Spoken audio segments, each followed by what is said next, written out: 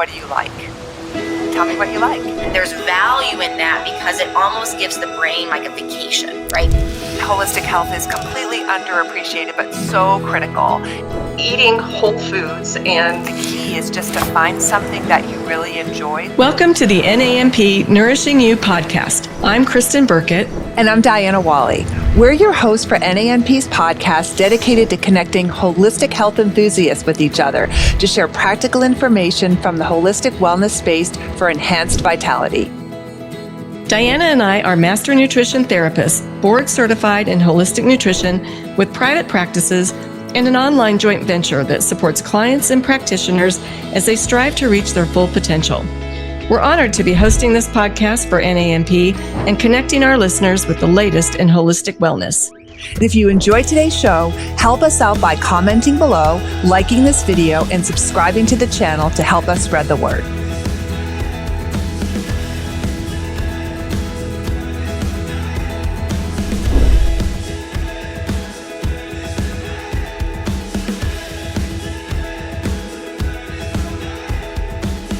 This episode of the Nourishing You podcast is brought to you by Heartstrong Nutraceuticals. Hi, everyone. Welcome to this episode of the Nourishing You podcast. We're happy to talk with Guerry Grune today about what's in our sunscreens. Dr. Guerry Grune is the founder and co-owner of Third Rock Essentials, a non-toxic personal care company. His passion started early as his father, Dr. Werner Grune, was one of the original founders of Earth Day in the early 1970s. His dad was responsible for clean water and air immediately during the aftermath of World War II. Even before high school, Guerry was reading and influenced by two very famous authors, now known as investigative reporters, both Rachel Carlson with the story of the Silent Spring and Ralph Nader with the story of Unsafe at Any Speed. As part of his passion for maintaining the environment, Guerry teaches sustainability of products, processes, and services at the Duke University School of Engineering. His passion for the outdoors led to surfing adventures with some younger friends, two of whom developed melanoma in their early 20s. This is when and how he began the quest for a proactive, non-toxic, non-endocrine disrupting, cytoprotective sunscreen, and Third Rock Sunblock was born. The company eventually became Third Rock Essentials and includes manufacturing, distribution, and sales of food-grade edible personal care products, including sunscreen, food-grade edible alternatives to petroleum-based products like Vaseline and Neosporin, and antimicrobial, antibacterial chelated silver and zinc oxides, as well as liquid supplements, including Hangover Block and chelated D3K2, all of which are bioavailable and biocompatible. Guerry has degrees in chemistry, mechanical engineering, materials science, and 2 in chemical engineering, including his MS and PhD. In addition, he has direct industrial experience in chemical processes, formulation chemistries, polymers and composites, service life prediction, and risk analysis, including risk reduction technologies. Guerry is a named inventor, co-inventor on over 100 US PCT patents and patent pending applications. In addition, Dr. Grune also serves as an adjunct associate professor in the Master of Engineering Management program at Duke University. Welcome, Guerry. It's fun to have you with us today. Thanks for having me. That's a great introduction. I didn't know I had all that in me. It's quite a bit. That's a big range of things you've got going on there. Well, it's interesting because the one thing that I make money at is doing patent work. So I also have a patent registration number. So not only do I have patents, but I actually help other people get patents. So that's another thing that I get involved with, and actually how I make a living. Thanks. Yeah, Thanks for the intro. It's great to be here. Thanks for having me. I'm sorry I missed your conference. Not next year. I'll be there next year. Excellent. Yeah, that was such an interesting bio and such an interesting combination of things. I love that. So tell us more, because I know after hearing your bio, our audience is really intrigued about how you merged your love of engineering and all of those different degrees with your company, Third Rock. What's the intersection of those two things? How did you come to that? So tell us your background. Well, it's quite a story. You did mention that I had two young guys that I surfed with, different times, different doctors. both got melanoma, both got told the same thing: keep surfing, you'll get it again. At age 20 something, they both stopped surfing. If you live to be 65 in the United States, I found out that there's a 50-50 chance you'll get some form of skin cancer. So it was obvious to me that there was something that needed to happen. But how did this all come together is that I've been a member of the American Chemical Society since I graduated undergraduate school so long ago that I hate to admit it. You guys weren't even probably born yet. So there was an article by Margaret Schlump. She's a toxicologist at the University of Zurich in Switzerland. And her front page article for my CNN News, which is Chemical and Engineering Newsweek News or Newsweek edition. And I get that actually still in the mail because I'm old school. I can get it online too. Front page article was, are the sunscreens safe? This article was written and published in 2000. So it's 24 years ago now. And there when my quest started. She determined that all of the active organic sunscreens, all of them, were endocrine disruptors, female mimicking hormones. And, 24 years ago, people didn't really know what that was. They didn't talk much about, plasticizers being female mimicking hormones, other things being endocrine disruptors. And I started reading the article, and then I contacted her. This was just in the early days of email. And she actually sent me her manuscript from Switzerland. And I read through that and started thinking about what the heck is going on here. She lathered the back of female rats. And what happened was she determined that their uteruses grew abnormally large. And that's how she determined that they were female mimicking hormones. Well, that was 2000. And at that time, I was employed full time as a managing director of intellectual property and engineering. And I said, I think I could do something about this. And I was still, really into my infancy in surfing. I didn't start surfing until I was almost 30. So I was like, I don't want female mimicking hormones I'm a man for one thing, but forget about that. I found out what those kind of things can do. And it has to do with everything about weakening your immune system in the presence of the sun. And I'm thinking that's just the opposite of what you need. Well, the aftermath of that study was, of course, it got some notoriety, but they sort of squashed it down, they being, we know who they are.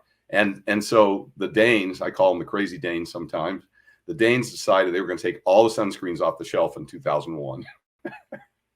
And the EU, they were already a member of the EU at that point. The EU said, no, you can't do that. So they put all the sunscreens back on the shelf. However, they did a study. And the study was published in 2003 or early 2004. I have both studies. And there's a second one. And that study said basically that, yeah, these are female mimicking hormones. They are endocrine disruptors, but it's not really that bad because it only gets into the urine into the urine and the blood plasma. And I'm thinking to myself, well, that's pretty bad. But then a lady, a year later from the Public School of Health at Harvard, where my dad actually got 2 degrees, published an article that said, if it's a choice between the cheeseburgers and the sunscreens, I'll take the sunscreens. In other words, eating cheeseburgers every day is not as healthy as putting sunscreen on. So I was like, well, I don't think that's really a very valid comparison, but okay, good for you. So a lot of things happened, right? This led to me patenting a non-endocrine disrupting cytoprotective immuno-enhancing sunscreen. And that was the first patent that I got in this space. And that patent was filed in 2003 and granted in 2005. So that patent's pretty old now. And that was my first foray. And I caught the attention of a company you all have heard of, which actually was headquartered in Durham, North Carolina. And as you mentioned, I teach at Duke. So I was actually working down in that area and working actually as a tech transfer director at NC State. And Burt's Bees wanted to meet me. And so they did, and they were going to hire me, and they did hire me to be their SPF director, sun protection factor director.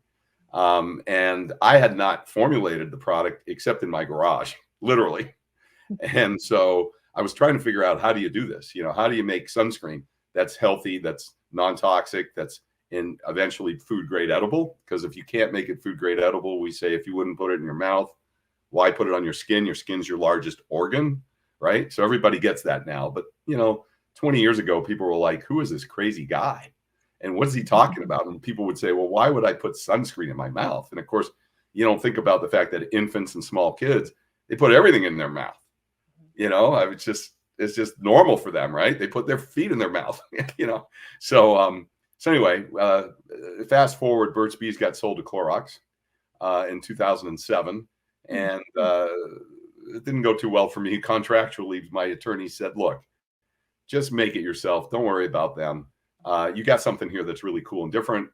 We believe in what you've got. Why don't you just commercialize it on your own? Well, easier said than done. The big companies like the Cloroxes and Johnson & Johnsons and the P&Gs and all, they have so much marketing muscle that it's almost impossible to compete, quite frankly. But, it didn't stop me from doing what I was doing because I was making this for myself, for my family, for my friends. But the FDA does regulate sunscreen. So, being a scientist and an engineer and a professor, blah, blah, blah, I have to be careful about making sure I meet all the requirements. And there are a lot. For sunscreen, the FDA requires that you have SPF testing. We'll talk about that. It also requires that you have shelf life of some kind. So you have to have a stability test. And the third thing is a micro challenge, which means you can't have any bugs growing in the stuff that you're selling on shelf, right? So these are three pretty stringent requirements because the FDA considers sunscreen a drug. When we were growing up, and I'm dating myself, not you, because you ladies are much younger. So when I was growing up, it was suntan lotion, and the FDA wasn't regulating suntan lotion. And, I went to school with women who were lying on rooftops trying to get, tanned using mineral oil, which actually it was baby oil plus iodine. So I'll just there you go. put the There you record go. straight Yeah, there. And no, I'll and I'll throw myself under the bus. I also had one of those reflective tanning masks. Yep. My mom had one, and we would all get on the roof. I mean, what? Right. I'm surprised I'm alive.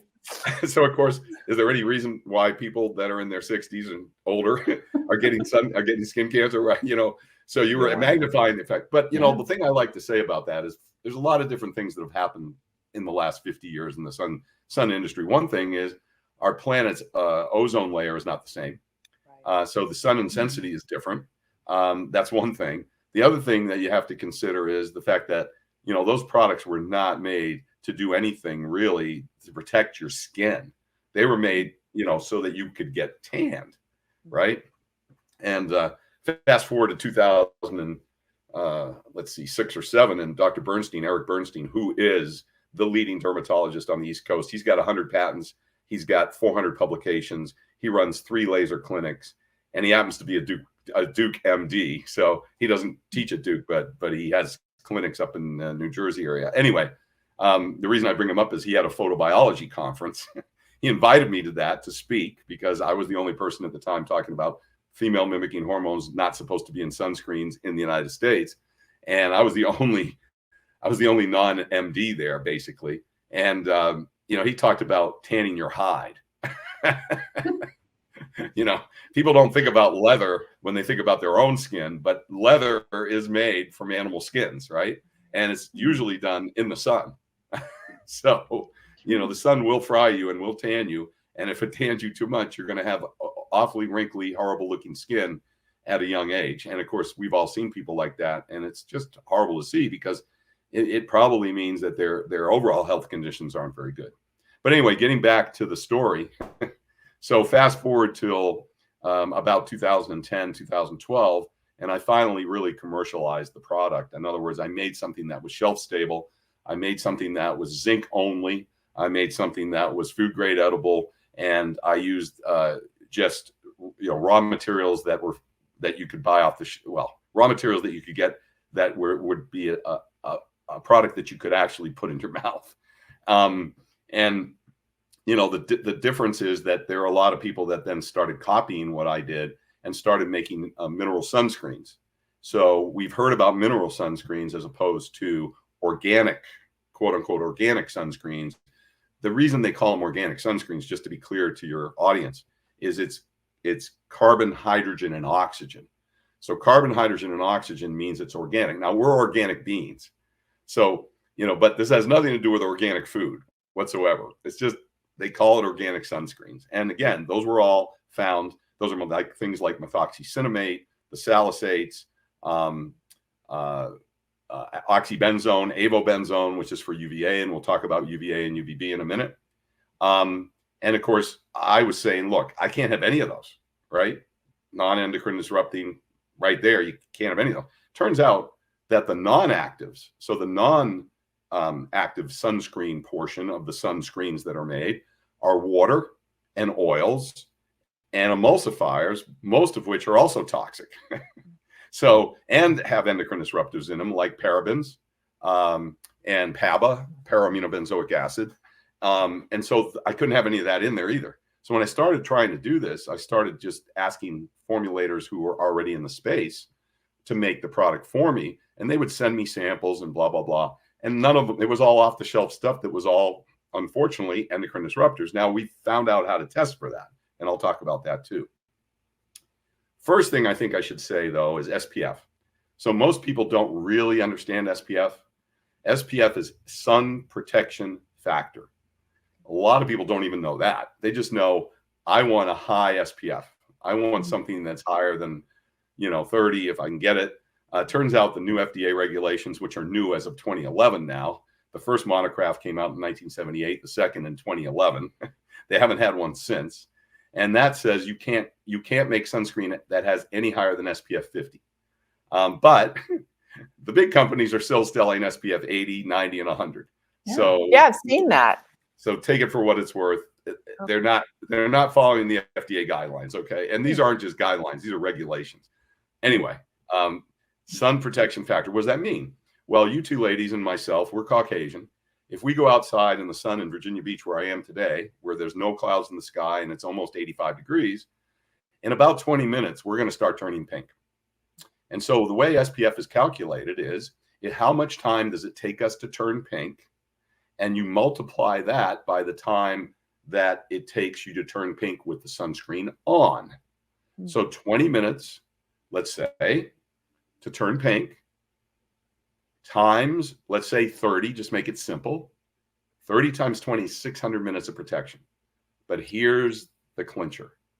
It's 600 minutes of protection, which is 10 hours of protection. But from what? Only from UVB. Only from UVB. UVB are the short, high burst energy waves. I have a plot here, but you see that line that goes all the way across, that green line that goes all the way across. You see UVB and UVA. UVB are the short wavelengths, high burst of energy that causes your skin to burn. Why? Why do you think our bodies are built that way? It took me a while to figure this out. Because when you start to burn, what is your body telling you? Get out of the sun or put something on. Protective. Yeah, it's protective, right? Either get in the shade or put something on your head or put some clothes on or whatever, right? Because you've got all the vitamin D you need for the day. You've got all the vitamin D from the sunlight for the day in 20 minutes in direct sunlight. That's why the body is built this way. And now what happens? Well, there's something called UVA. So the UVA, it's sort of backwards. UVB is short length and UVA are long length. So like 280 to 420 nanometers of long wavelength. And what does the UVA do? Well, the UVA causes deep penetration into the dermis, below the epidermis to the dermis layer. And it causes DNA damage, aging, wrinkling, and if your immune system is impaired, like my 20-year-old kids who are eating at McDonald's every day, skin cancer. So that's what SPF's all about. And the problem with SPF is, and the FDA has this as their number one thing in the United States, is FDA talks about SPF, SPF, SPF. Get 30. And they also say, well, anything more than 30 is not really that much better because it only covers another 1 or 2% of the wavelength. But they don't say that it's just UVB wavelength. That's the key. So it has nothing to do with UVA. So what does that mean? It means that let's just say you got 10 hours of protection from UVB by wearing a 30 SPF sunscreen. I don't care if it's a mineral based or a non-mineral based. I don't care if it's endocrine disruptor or not. If it's an SPF 30, it's supposedly tested for SPF 30. Well, guess what? You got 600 minutes of protection from UVB, but that you may not have hardly any protection from UVA. So you better be looking for broad spectrum sunscreen. And by the way, if it's broad spectrum sunscreen with avobenzone, which is an endocrine disruptor, not only do you have female mimicking hormones on, but the avobenzone splits. And last summer, there was a big deal about benzene sunscreens. Well, where did that come from? It came from the fact that avobenzone and oxybenzone, which is another organic sunscreen active, they split. The UV light literally splits the molecule, and that's where the benzene comes from. So benzene, everybody knows, well, not everybody. A lot of people know benzene is a carcinogen, right? So why would you want that on your skin, right? So you're getting this false sense of protection, right, from UVA. And if you've ever woken up the next morning sore because you were overexposed to UVA, not just UVB, you may have got sunburned because you got a lot of exposure. I mean, for me, 20 minutes, it takes me 20 minutes to get in the water. So I'm, by definition, I'm overexposed by the time I go into the water and start surfing. But anyway, I mean, 20 minutes, it's not very long to be outside. But, some people don't go outside in the middle of the summer because they don't want to get burnt, but whatever. So the point is, you're getting overexposed to UVA. And if you wake up sore the next morning, it's the UVA that caused your nerve cells to literally split. And when nerve cells split, it causes pain. We have trillions of cells in our bodies, right? So we have a lot of cells, right? You have eye cells, nose cells, mouth cells, tongue cells, skin cells, right? Well, all these cells are attached in some case to some type of nerve cell, because if there's something wrong, your body wants to tell you, you got pain, you got inflammation, you got something going on. Well, skin cells are no different, right? Inflamed skin causes pain. So much pain that if people get sunburned badly, they can get skin, sunburn, they can get sun poisoning. And of course, if you've ever had really bad burns, I mean, you can get 2nd and 3rd degree burns, which are very painful. So to avoid all that, you need something that's not just UVB, but also UVA. And of course, I say you need something that's not just UVB and UVA. You got to have that. That's basic. And then you got to have something that's non-toxic. You don't want endocrine disruptors. Endocrine disruptors, female mimicking hormones. I tried to find out, well, what is all that about? Well, we have an endocrine system. Everybody in your group of people knows there's an endocrine system part of our body.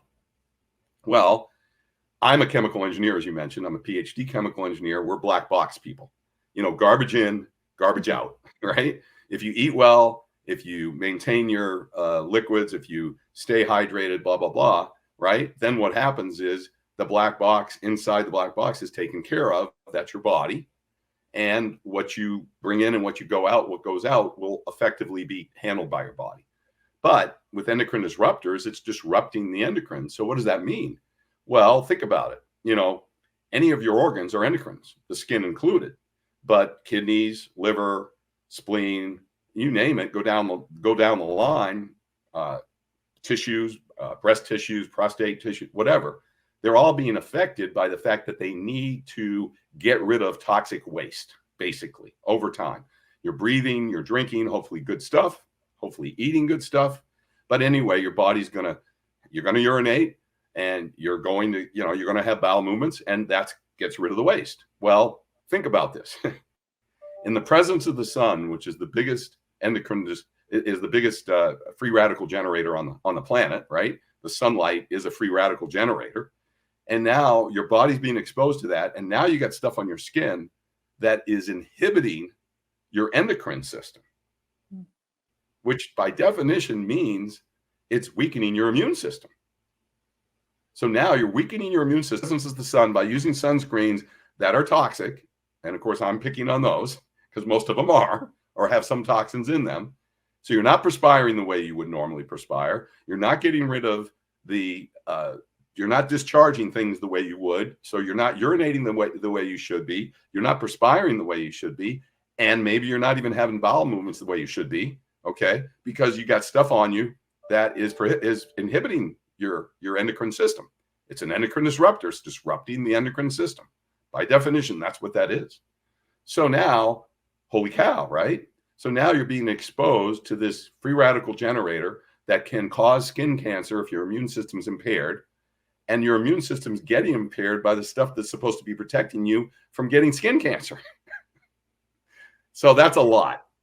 That is a lot. So, yes. Okay, that was a whole lot right there. So I think we're all PhDs now. Okay, we're all mini PhDs, and we're all totally confused by why. What do you know about, if the EU cared about this back in 2000 or in those early days? What kind of shifts have been made there, and then what has or hasn't changed in the US, and why?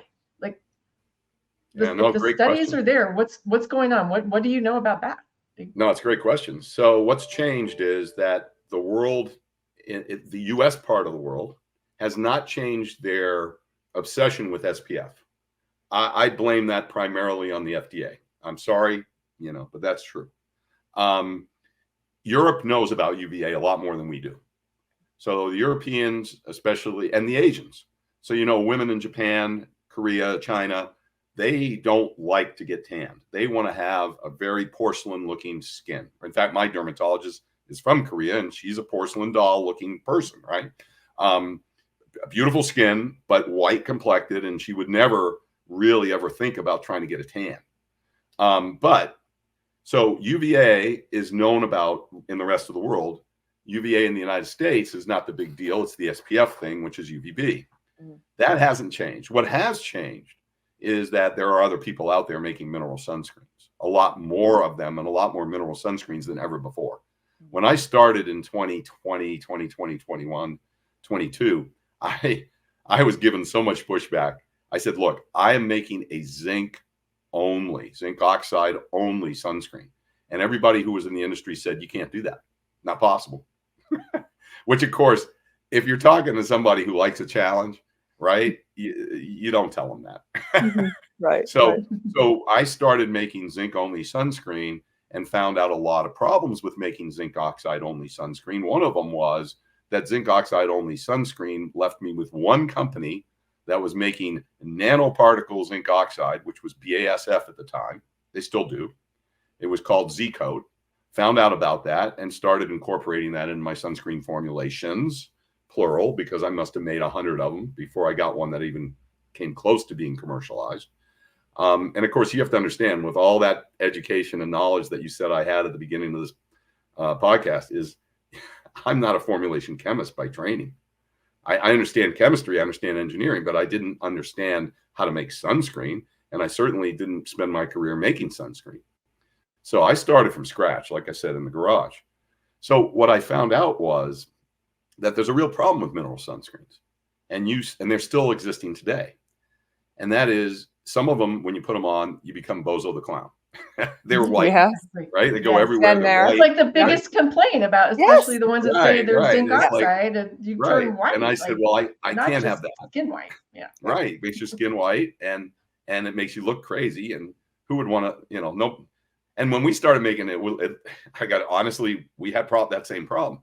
Well, it turns out that all mineral sunscreens, all of them, are made with 70%, and all sunscreens are made with 70% by weight water. If you think about it, why? Because water's free, almost, essentially free. Okay.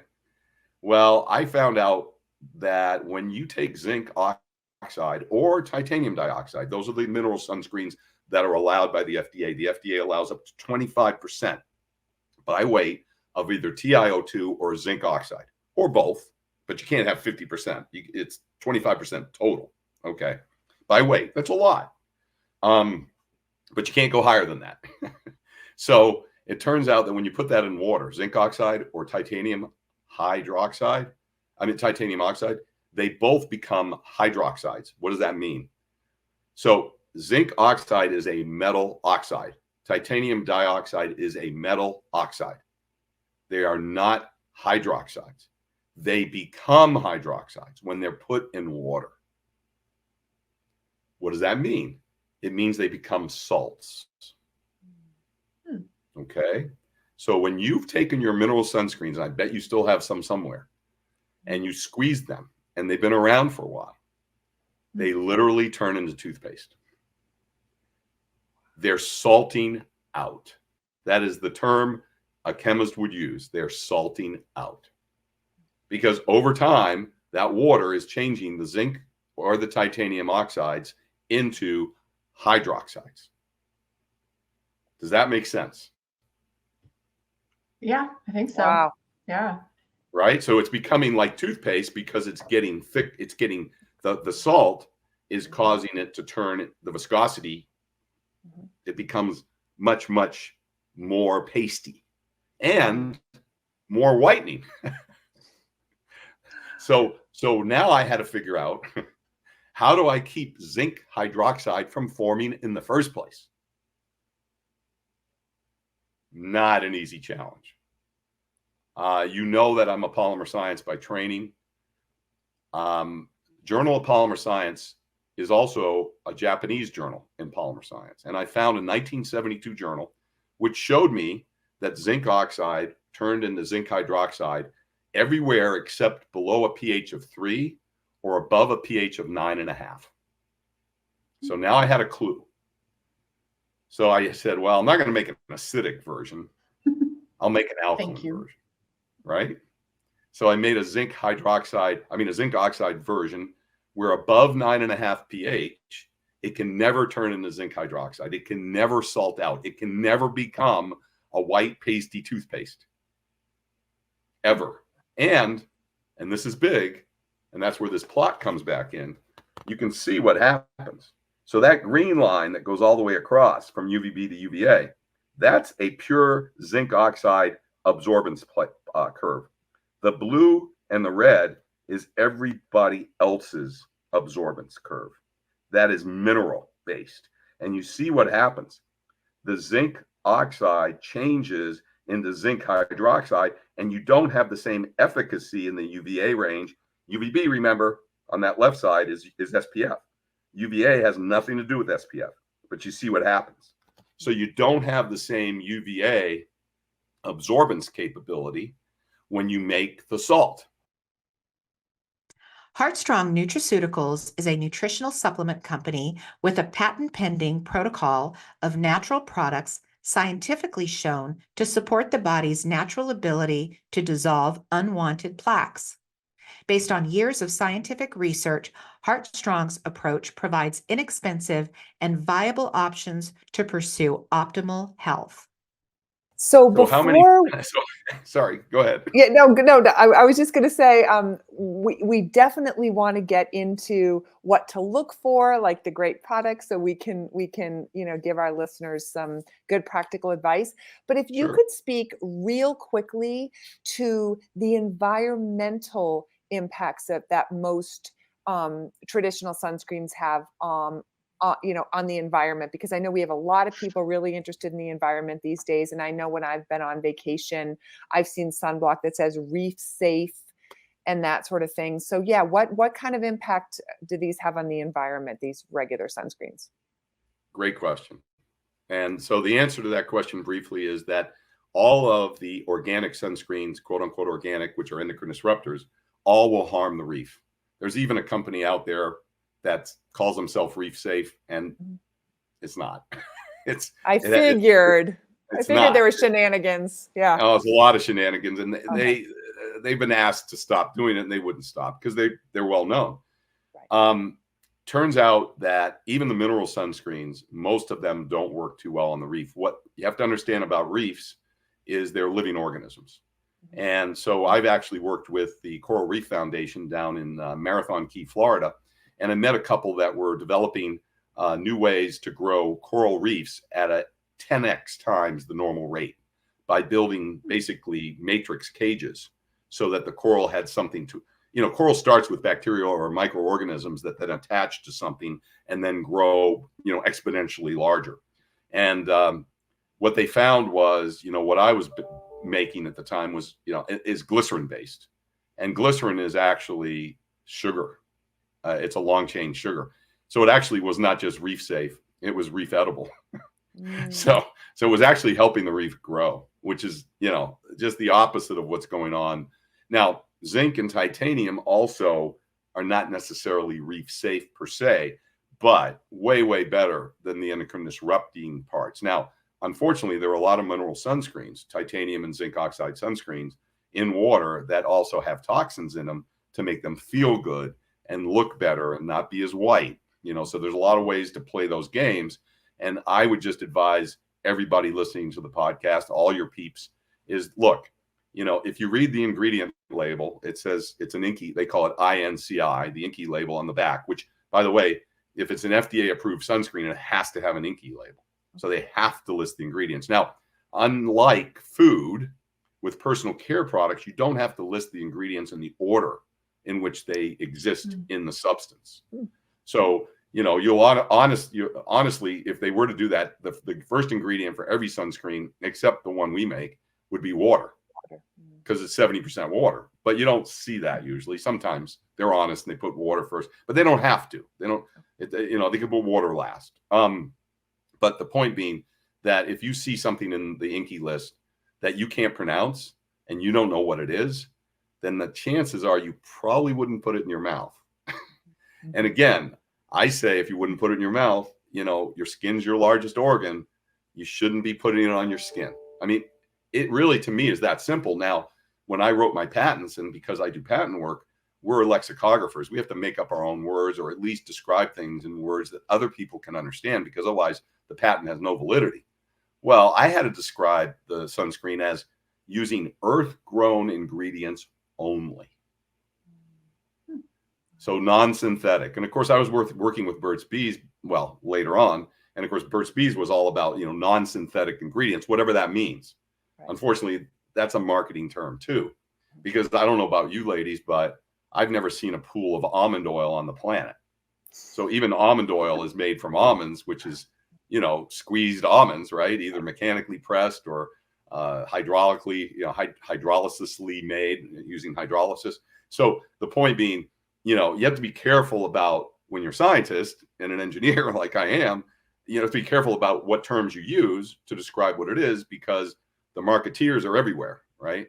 My advice is you read the label. If you got stuff on that label that you wouldn't put in your mouth, I wouldn't buy it. Now, I mean, that's really oversimplified, but it's true. Yeah. And that goes for all personal care products. Sorry. Yeah, oh, that's okay.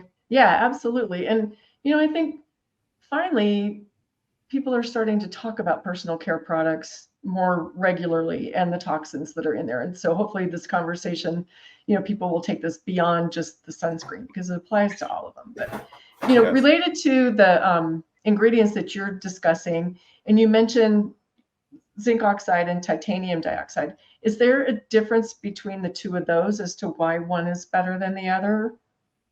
Great question, Kristen. The answer is yes. I would say that zinc oxide is the best of the best. And the reason is that absorption curve that I showed earlier that goes all the way across. TiO2 does not have titanium dioxide, which is TiO2, does not have the same absorption curve all the way across. So the only thing that absorbs in the UVB and UVA range completely over 280 to 400 nanometers is zinc oxide. Now, what I will say is I tell people what we've developed is what the lifeguards put on their nose, and we made it into a lotion. What do the lifeguards put on their nose? It's pure zinc oxide. Why? Because they know that any place your skin is thin, the nose, the forehead, your lips, especially your ears, your neck, right? Where the skin is thin, your feet, all those things get burnt easily, right? Because your skin's very thin there. And of course, the older you get, the thinner it gets, unfortunately. And so you have to be careful. And so, so yes, titanium dioxide is good. Zinc oxide is way better. Is there any difference? Overall protection. Okay. And is there any difference in the toxicity between the two of them? Great question. There are a lot of studies now on TiO2 and sunlight causing there to be some potential changes, let's just say, in TiO2. In other words, TiO2 is not as impervious to UV light, splitting some of the compound as zinc oxide. Zinc oxide seems to be more stable in UV light. TiO2 seems to be less stable. And anytime it's less stable over time, what's going to happen is it starts to break apart. What's very interesting is I also do patent I built whole portfolios for people who do road pavements and road pavement signs. And it turns out paint, a lot of white paint is made with TiO2, titanium dioxide. And that's why some of the sunscreens look like paint when you put them on. And it turns out if you look at the roads, you'll see over time, they have to restripe the roads. And some of those stripes are yellow and some of those stripes are white. In both cases, they don't use zinc, they use titanium. Why? Titanium is a lot cheaper. Interesting. So going back to your Earth Day thing or your environmental thing, which of course that's a big deal to me because of my dad's background. It's not only the reefs that the issue is. So if you're putting endocrine disruptors on your body and the biggest endocrine disruptor on the planet is the pill, right? So the pill's getting into the water, it's getting into the air, it's getting everywhere. The other big one is soy. I am a big guy about not having soy, not eating soy, not growing soy, not using soy. And it turns out the only animals that can't eat soy are cows because they can't digest it and they'll die. But when you eat chicken, when you eat pork, when you eat turkey, any fowl that's farm raised, in a farm environment, and some of these farms, they call them hotels with no vacancy signs. It's terrible. And so soy is a female mimicking hormone. It's called genistein. Genistein is in all soy. So I don't believe in having any products that have soy in them. And I don't care if you're a man or a woman. But soy is an endocrine disruptor. It's not a good thing, especially not good for men. But however, they give soy to men who have prostate cancer. I just think hormonal imbalances are because of our food and our water that we're drinking and eating that our parents and our grandparents were not exposed to, right? And our bodies we can't evolve as fast as the changes that's going on in our environment. So I would say you don't want to put more endocrine disruptors either on your skin or in the water or in the air. And of course, remember, if the sunscreens are 70% water, which all of them are essentially, they evaporate. So when you put them on the skin, they evaporate, right? A lot of it evaporates. And so it gets into the air by definition. And the other thing is the organic sunscreens, those toxic sunscreens we talked about, in the presence of the sun, those compounds start to change. We talked about one of those compounds being benzene that's left over after you get splitting of the compound. And of course, it's a lot of chemistry. So I apologize for being a big nerd tonight. We love nerds. We love nerds on the podcast. So you've definitely convinced us to be very selective about our sunscreen. Are there any other personal care products that you're really passionate about? Oh, wow. Well, you opened up Pandora's box now, Dan. In a few minutes, in just a few minutes, yeah. A few minutes. So Vaseline. So Tyra Banks uses Vaseline every day on her face, right? She's big about that. Well, Vaseline's a petroleum product. It has para-aminobenzoic acids in it. All right. Those are not good. Those are the halogenic para-aminobenzoic or PABs or PAHAs, carcinogens. Okay. Not good. We developed something called Neutrolium, which is it's an alternative to petroleum jelly. Okay. And it turns out with glycerin, it was a mistake in the lab. We patented it.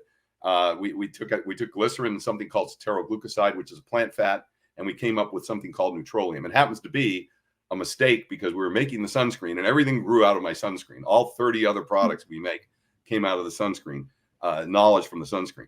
So that's one thing that I'm passionate about. I said, you shouldn't be using Vaseline. And we make a water resistant and a water soluble version of Vaseline. And there's a couple other products out there that are, unpetroleum, but they use castor oil, which it's got ricin in it, which is toxic. Again, remember, non-toxic. That's me, right? If you can't put it in here, don't put it on here. Then we also decided that we would make it with chelated silver oxide. So we added that, and we found out that nobody knew what rash block was. So I trademarked and created something called Nutrisporin, which is an alternative to Neosporin. So people don't know about this. So I went to my dermatologist, who I told you about, a Korean lady down at Duke. She's down in Durham. And because you can't get good luck finding a dermatologist these days. So anyway, I'm down there, and they give you a paper that says don't use Neosporin, but they don't tell you what to use if you don't use Neosporin. So Neosporin is a triple biotic cream or ointment, 3 mycins, right? Those are antibiotics. Well, turns out chelated silver oxide is agnostic to all infectious bacteria, not just certain strains. If you look this up on Wikipedia, you cannot make this up. If you look this up on Wikipedia, and Johnson & Johnson still hasn't done anything about it because they bought Neosporin from Warner Lambert in 1992. You guys were still in kindergarten. So the point being, Neosporin doesn't work, and it allows MRSA to proliferate, and that's on Wikipedia. And the reason it allows it to proliferate is because it has 3 different antibiotics in it, but none of them touch MRSA. Well, we make something that wipes MRSA out. Okay, it just wipes that, and it wipes out E. coli, and that's our chelated silver oxide that you can also drink. It's not colloidal; it's chelated with citric acid. So that's a big, big difference. Could be a topic of a completely another podcast, which I would love to do. So I'm passionate about not using antibiotics because they wipe out your immune system. They wipe out certain strains of bacteria, but then, as you know, your body builds up a resistance to the antibiotics. And now what do? Now you're sort of screwed, right? So people don't know Muhammad Ali died in the hospital in Louisville because of MRSA.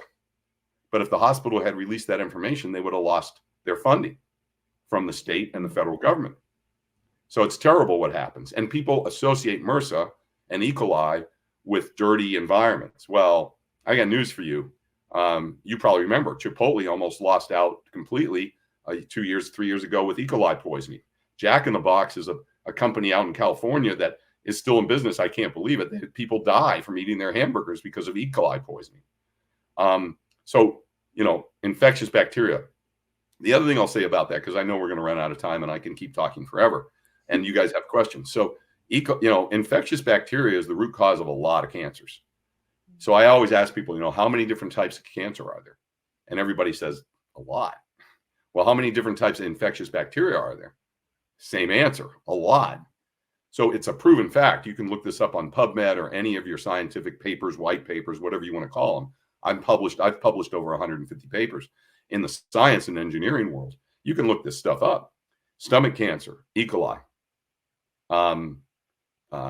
vaginal cancer, another bacteria that I can't pronounce because I'm not a microbiologist. I'm not, an infectious disease medical doctor or scientist. I'm not an endocrinologist, but, I can read, and I read a lot of science. That's what I do for my spare time.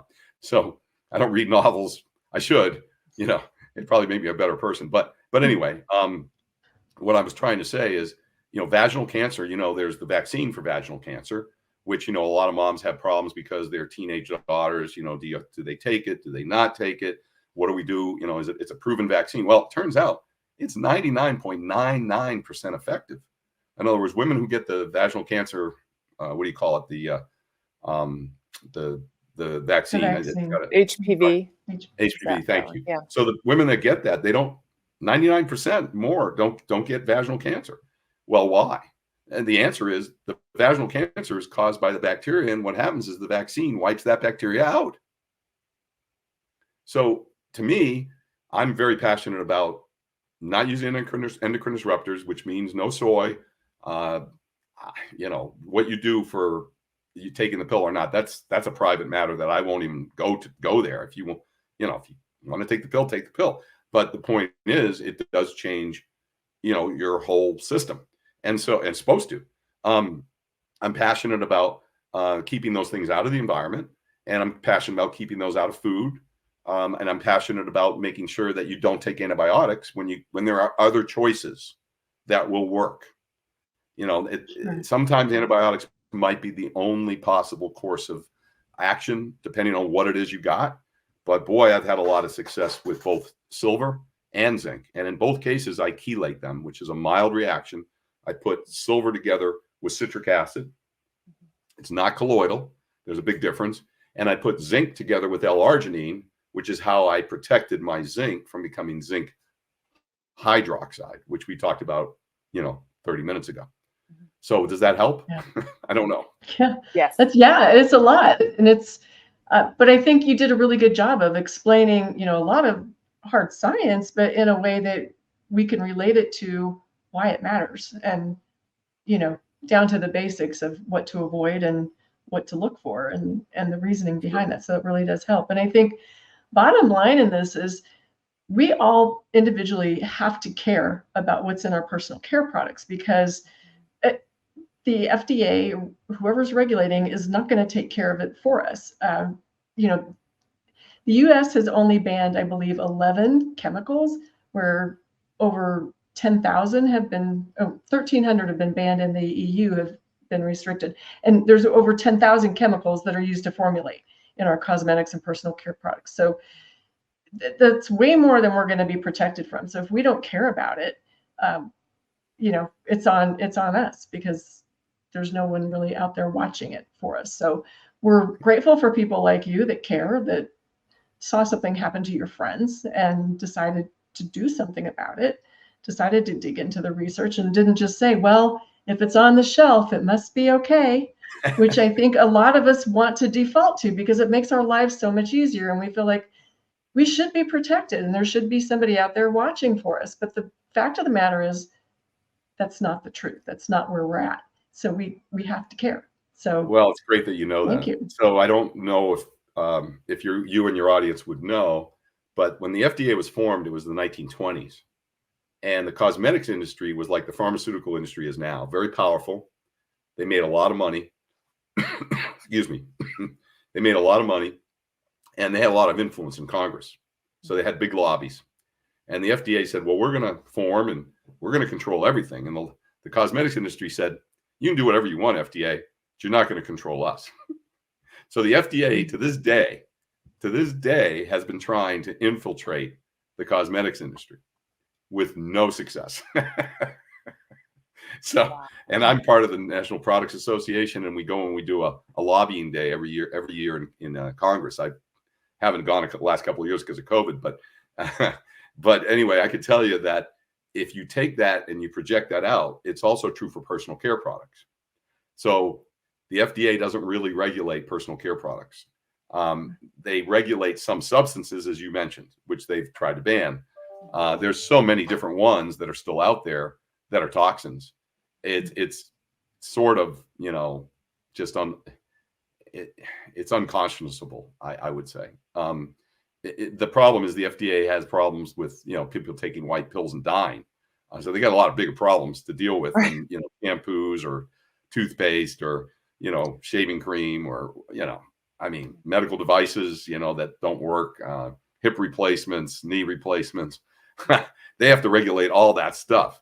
So what they do is they go on Amazon, and we get delisted on Amazon pretty often for no reason or for some reason that they make up. It's incredible. Like, for example, we make some sprays, right? Deodorant spray, breath spray, antibacterial, antimicrobial spray, which we can't even call it that. And we got delisted because they said, well, you're selling pesticides. So It's crazy. It's crazy out there. It's crazy. Yeah, So yeah, because it's on the shelf, or I'll tell you that Amazon is actually part of a police organization for FDA. But that doesn't make it better. It just, in a way, makes it worse, because the little guys that get delisted, like our little company, we can't really fight back. We don't have somebody working full time with Amazon. We don't have somebody working full time with the regulatory agencies. None of the small companies do. So I would say be careful with the small companies too, because if they're not science-based and they don't have people, and I'm not touting my own horn here, I'm just saying if they don't have people that are science-based, that understand science, and they're not pseudoscientists, but real scientists, then be careful, because, like I like to tell our people, I say, we have an issue, right? We sell snake oil, but we're in the snake oil business, but we don't sell snake oil. And that's a big problem. Cosmetics industry, personal care industry, a lot of snake oil, unfortunately. And, finding out the science versus the snake oil, not simple to do. And like I say, again, read the labels. You Yeah, got to read the label. I think that is so well said. Yes. And thank you for fighting the good fight. Please continue to do the work that you do. I can't believe we're up on time because I that was so know. much fun. So the company is Third Rock Essentials. Is that the website as well? Okay. It is. Okay, great. It's the number 3 RD and then rockessentials.com. Perfect. And you can find a lot more science there. And if you're Perfect. interested in the products, great. But if you just want to learn more about the science and personal care products, and we also make some supplements now, and you want something that's safe and effective for you and your family and your friends, certainly check us out. But, the goal of this was to educate your audience and to give you more information about things that most people have never even thought about. And some days I wish I hadn't either. I know sometimes you wish you could unknow what you know, but that was so educational, but you made it very digestible, and fun and interesting. So thank you. We really appreciate you sharing your expertise with us and educating us. We're grateful. I appreciate being here. I appreciate you ladies.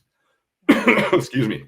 Yeah. Thank you. And thank you everybody for listening. And we definitely hope you'll check out Third Rock Essentials. And until next time, take care and be well. Thank you. This episode of the Nourishing You podcast is brought to you by Heartstrong Nutraceuticals. To learn more, go to forheartstrong.com.